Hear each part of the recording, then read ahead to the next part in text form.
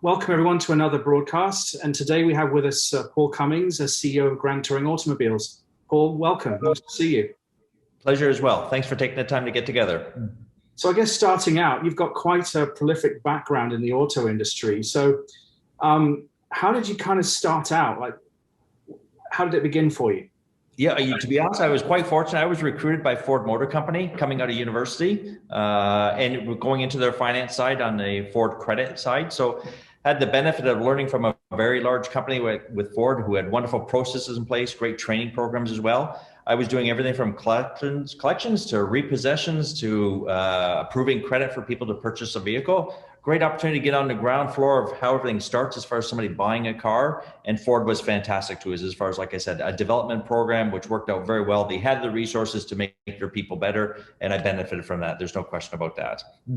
And sort of how did things sort of evolve from there? Yeah, great question. So when I was with Ford Motor Company, at that point, Scotiabank was obviously a big player in that area. And the one thing Scotiabank was looking to do is try to build their book better with an understanding of the manufacturing side and also on the credit side. Because at that time, we were going through a bit of a recession in Ontario. This is now, I'm talking into the early 90s. So what they wanted to do is make sure that they had a good understanding on their side, being Scotiabank, to understand exactly what's happening in the dealerships. Because if things are going to get tough, obviously they want their dealers to survive. Somebody could speak the same language as their dealers was a benefit to them. So I got the opportunity to join them. At that time, it was National Trust, who was acquired by Scotiabank. And as they built their book of business during those difficult times, I had that opportunity to work directly with the dealers to make sure that the dealers and the bank were on the same page to protect the business, to help them get through the rough times and continue to grow after that. So it worked out beautifully. It was actually a perfect combination of learning the financial side, but also working closer and closer with the dealers. I think that gave you a really kind of unique perspective. And so where did things kind of go from there?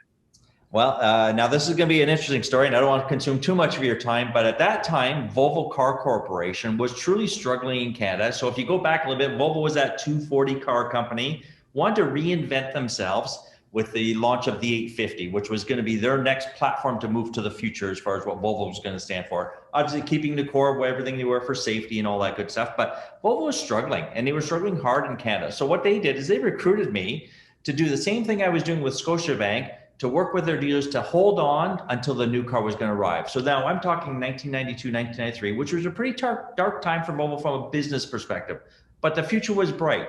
What the last thing you want to have happen is launching car and their dealer network wasn't strong enough to do what's right for the car from a marketing point of view, put people in place, putting systems in place, all those things. So my job was really to work with the Volvo dealers to hang on until the promised land was coming as far as that 850. So that was the perfect opportunity. And then from there, I'll be honest, I just grew my role within Volvo, worked my way up through as far as being the national sales manager, national marketing person. And then I had the tremendous benefit to go to the United States and work with them down there. And I will say that took my skill set to a new level. And then there's an opportunity to come back to Canada as the president and CEO. And as a Canadian boy, to come back and run a Canadian operations for a car company was a dream come true. So that's what I ended up doing at Volvo. I came back in 2000 and had the opportunity to run Volvo Canada. Paul, I just had to ask this question because I'm sure it's on the minds of many of our readers and sort of viewers is what's it like being in the CEO's chair at a car company? Because I'm sure a lot of people are just curious to know. Yeah, it is challenging, and it will force you to be the best business person. And you kind of live in two worlds. From a CEO perspective, you do have to deliver today's results to maybe be able to fund the future product plans. And as for sure, Volvo lived in that 5 to 7 year time frame to bring a car to marketplace. So you really are stretching yourself out from a business plan perspective, but you really do have to look forward all the time to determine where's the best place for Volvo, my responsibilities, to play in the Canadian marketplace. So obviously it sounds that position sort of set you up for the next phase of your career and sort of getting involved with Grand Touring. Tell us a bit about how that got started. Yeah, so Grand Touring was previously owned by a gentleman named David Janine, and David Janine just made a life decision. It was time for him to retire out. He wanted to spend more time with his family, and he was in more of his senior years. So we worked through a buy-sell where it was the opportunity for me to acquire his company. It was very much a family company, so we assumed the franchises, but we assumed every person as well, all the relationships he had with his customers. It was really a nice acquisition. The portfolio that David had built was fantastic. The customer base he had fantastic. And I will say on top of it, he had a great team, super people that we assumed every one of them, because that's what really made the difference. If you think about it, the biggest part of the equation we add is the people. When you're transacting a car or fixing a car or sourcing a part, it's our people that can do all that. So we assumed everybody, and it was a nice, smooth transition between David taking his life decision and me to open up a new chapter for my life as well. So it actually worked out perfectly. And that was in 2009 that we took that decision. Fantastic. Well, sort of since that time, I mean, we're looking more than a decade now. I mean, Grand Touring has seen tremendous growth. What do you think has been able to sort of fuel that and kind of drive it forward? Yeah, I'm going to describe that in two very clear pockets that if I had to break down the business case on what's happened. The first one is if you look at those super luxury brands that we represent today, the biggest thing that changes is their product portfolio expanded. You had a real tremendous I'm going to say pour out of new product coming to marketplace that actually hit the Canadian market well. Canada is an SUV marketplace. All-wheel drive technology is very important to us. With that coming into place, that allowed us to talk to our customers about having the ownership of their garage, if I could describe it that way. And you've had a growth of wealth in Canada, and it's diversified wealth. And that's the wonderful benefit of Canada. We have that opportunity here. Fantastic.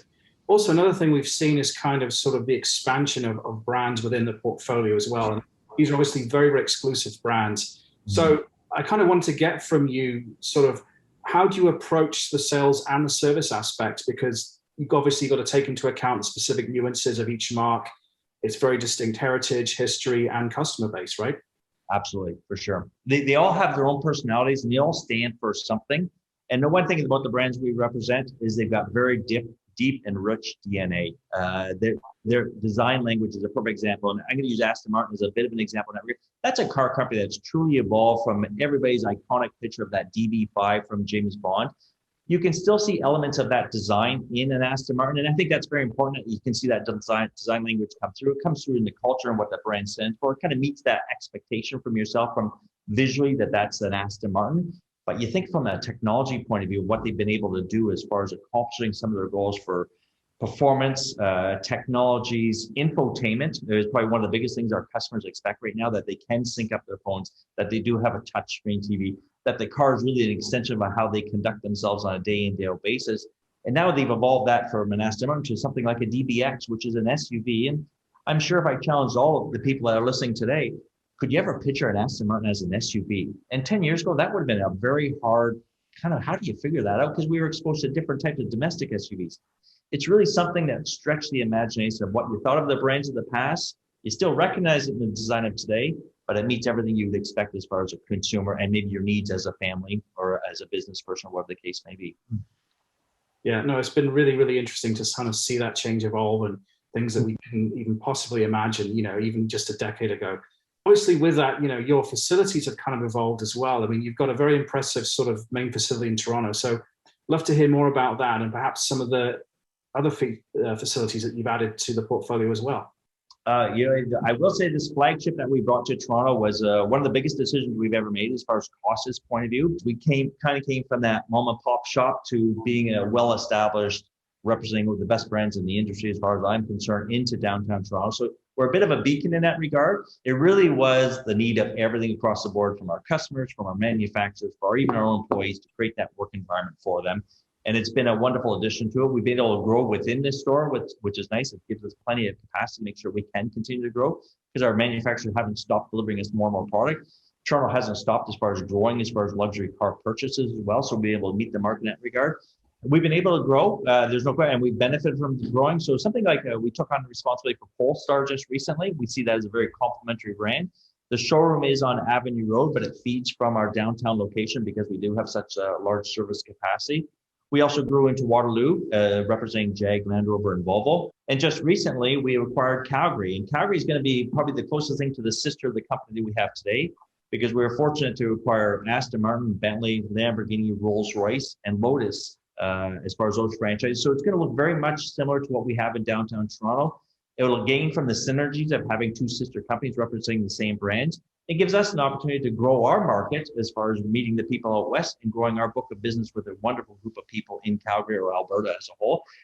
We've also added some significant hyper brands to the family. So just recently, we've been able to add Koenigsegg, Rimac, Pina Fiera, to our portfolio. And these are brand new hypercars. We got the responsibility for largely of them for Canada.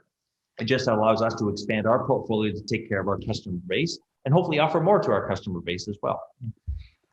Fantastic. Obviously, you know, COVID-19 impacted everybody. I don't think there was a soul on the globe that wasn't sort of impacted or affected by the pandemic. So obviously, how did that sort of play out in the ultra luxury automotive retail segment in Canada? And has this allowed you to kind of introduce any new features or services, perhaps things that you might not have considered before? The first step for us here in Ontario was there was actually a closure. And that's as a business person, now you're concerned, are you going to make it through to tomorrow? We did get designated essential services from a service and parts point of view. So people did have access to their cars. And if there was a problem with their car, we were able to service it. So that adjusted our business to make sure that we were there for our customers for the essential need of depending on a car. So that was step number one, and that allowed us to survive. The next step for us as far as selling cars during a pandemic time, I will say that things came together nicely in regards to that there was some pent-up demand to purchase. People were staying home, and I do think a lot of people had a curiosity about our cars, so they were learning more about us from a digital point of view versus showing up in our showrooms.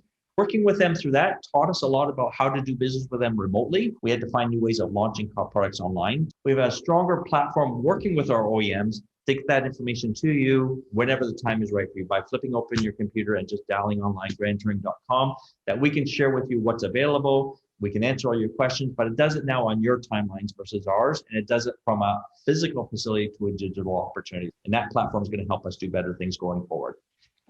I think you're absolutely right, Paul. It's been a huge kind of shift, and I think perhaps that we'll see it kind of augment the existing models that we already have, right?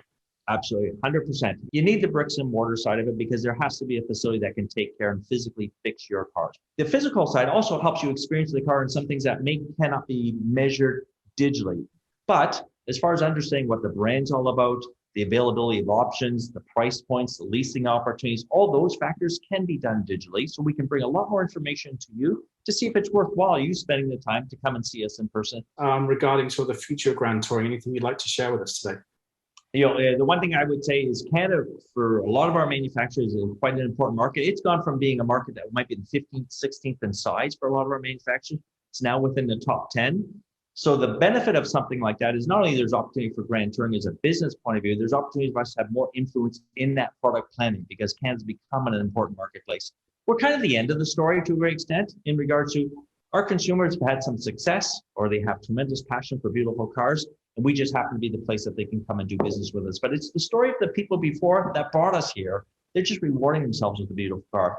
We're proud to represent the brands we have, but we're even more proud of the people we get to take care of. It's really the best solution for a simple car guy coming from Hamilton to be able to represent these brands, but also take care of Canadians. I couldn't ask for a better career in my life. I couldn't agree more with you, Paul. It's been wonderful to talk with you today. Thanks very much for joining us. I appreciate your time as well. Thank you very much.